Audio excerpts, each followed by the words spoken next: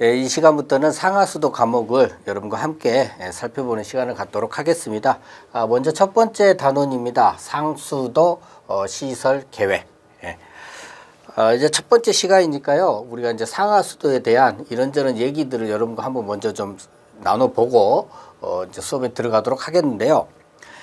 사람이, 그러니까 우리 같은 사람들이요, 이렇게 생활하는 데 있어서 반드시 필요한 것이 물이죠. 물. 그래서 이 상하수도라는 과목, 이 상하수도라는 것이 굉장히 인간 생활에 있어서 아주 필요하고 중요한 시설이다, 이렇게 말을 할 수가 있습니다. 매우 중요하죠. 상수도는 뭐예요? 상수도, 상급의 물입니다. 그러니까 인간이 먹을 수 있다는 것이죠.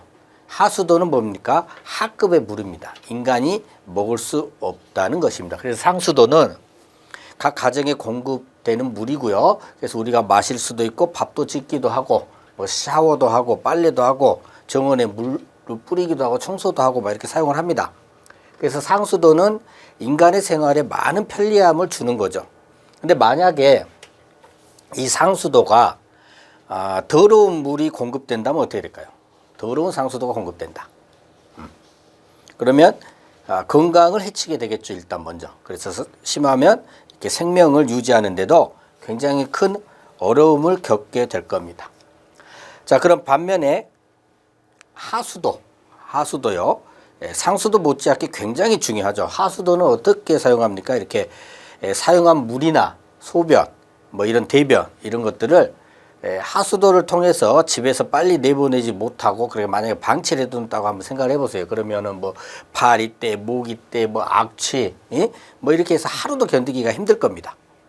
그래서 상수도가 됐든 하수도가 됐든 간에 우리에게 매우 중요하고 편리함을 주는 것이 바로 물입니다. 그래서 이 물을 쉽게 만나고 또 쉽게 버릴 수 있는 그것은 바로 이 상하수도 덕분이다라는 겁니다. 그래서 이제 우리 인간들이 도시나 뭐 마을에 굉장히 많이 살잖아요. 그러다 보니까 상하수도는 그 도시 곳곳에 거미줄처럼 깔려 있습니다. 그러니까 물을 흐르게 하는, 우리 몸에 빗댄다면 이제 혈관과 같은 존재죠. 우리 몸에서 혈관이 없으면 혈액이 순환하지 못하고 그러면 건강을 잃어버리겠죠. 그렇듯이 상하수도 또한 도시의 물은 혈관같이 이렇게 거미줄처럼 깔려 있지 않으면 순환하지 못하게 됩니다. 그래서 우리는 이러한 상하수도를 아주 잘 배워서 그걸 잘 관리할 수 있는 능력을 배양을 해야 되겠다라는 겁니다. 자, 이러한 상수도에 관련된 조금 더 중요성을 좀 살펴보고자 하는데요. 여러분은 아침에 일어나면 어딜 향하십니까? 저 같은 경우는 세수를 하고 양치를 하고 용변을 보고 물을 흘려 보냅니다. 그죠? 만약 여기서 물이 안 나온다.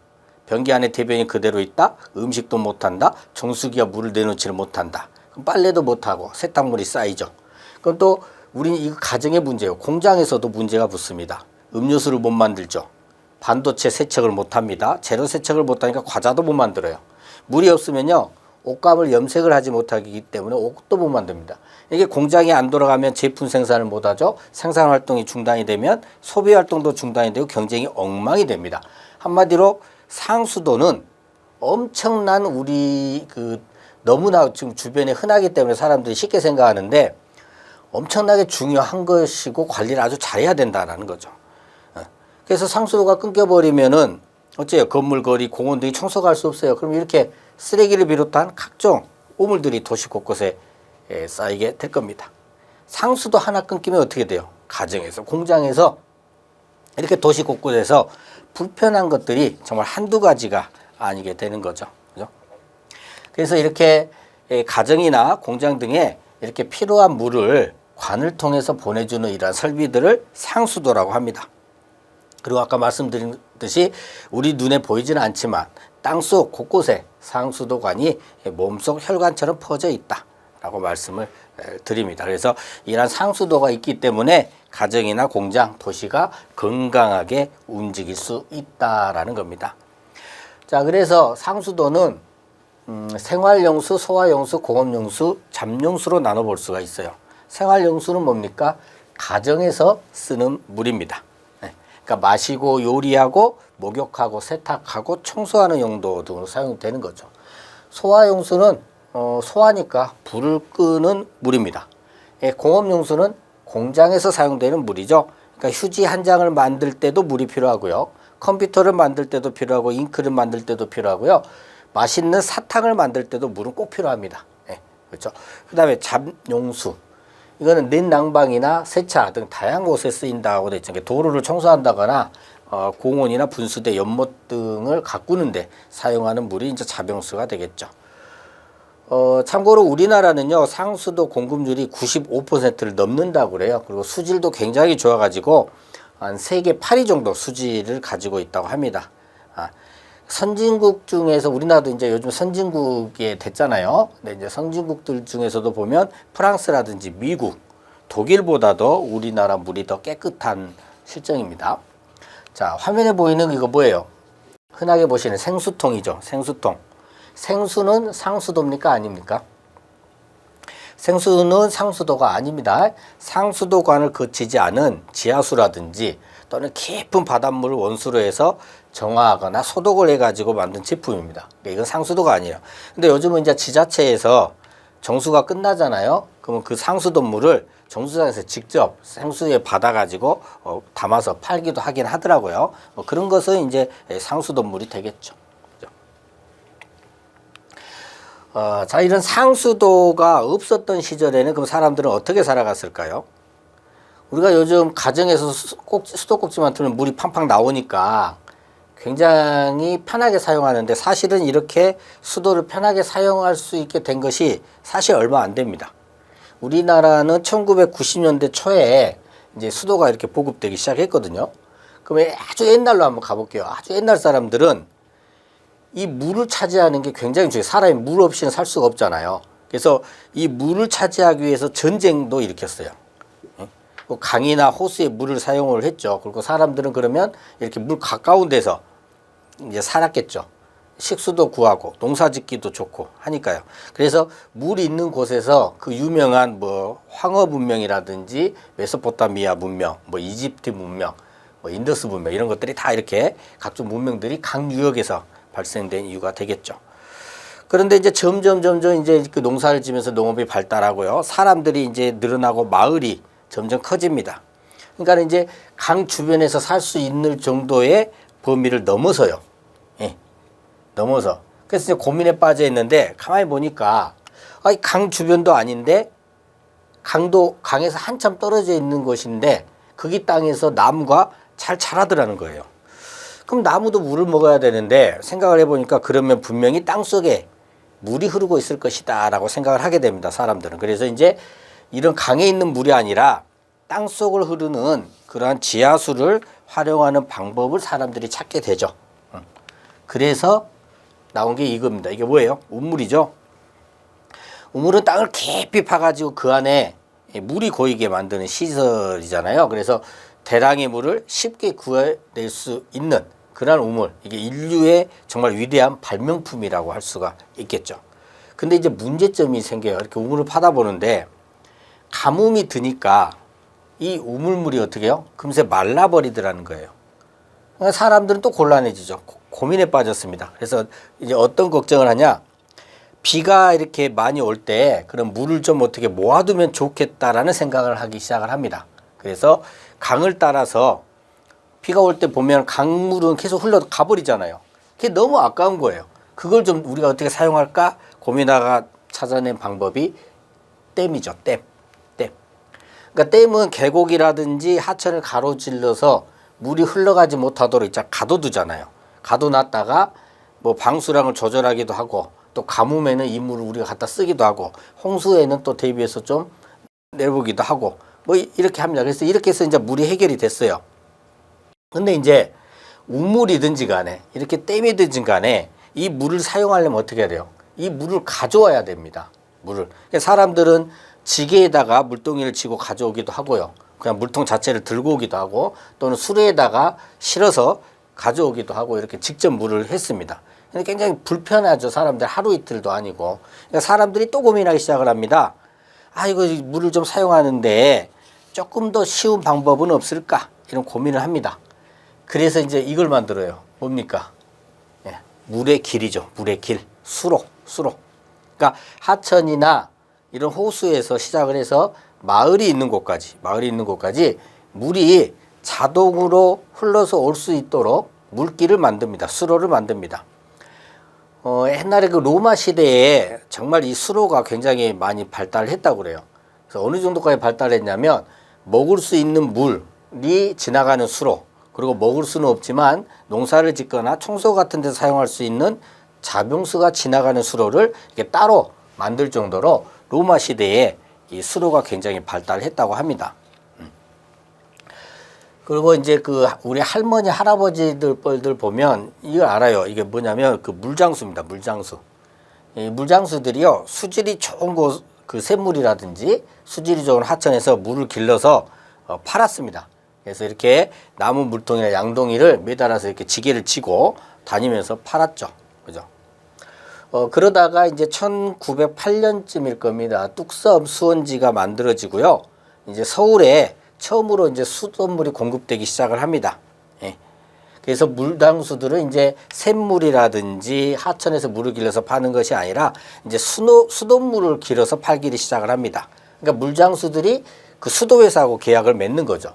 그래가지고 그때 당시에 이제 수도관들이 연결되기 시작하니까 서울 전역에 동시에 관을 다 매설할 수가 없잖아요. 그러다 보니까 관이 수도관이 연결되지 않는 지역에 이런 물장수들이 이제 수돗물을 치고 가서 팔기 시작을 했던 것이죠. 우리는 하루에 한 1에서 1.5리터 정도를 마시고요. 물만 마시는 걸 그렇게 마시고요. 또 이제 우리가 먹는 식품에 포함된 물까지 다 합치면 한 2에서 3리터 정도 물을 마신다고 합니다. 그렇죠? 그래서 이제 상수도는 아까 말했듯이 식수 외에도 어떤 취사라든지 세탁, 청소, 목욕, 뭐 수세시 화장실 등 이런 대로 이용을 하게 되고요. 그래서 이제 하천수라든지 지하수를 정화해서 상수로 확보를 하고 있는데, 이러한 상수도 개념을 한번 읽어볼게요. 뭐냐? 식수로서 도관 및 기타 설비에 의해서 사람의 식수에 적합한 물을 공급하는 시설의 총체, 이거를 상수도라고 합니다.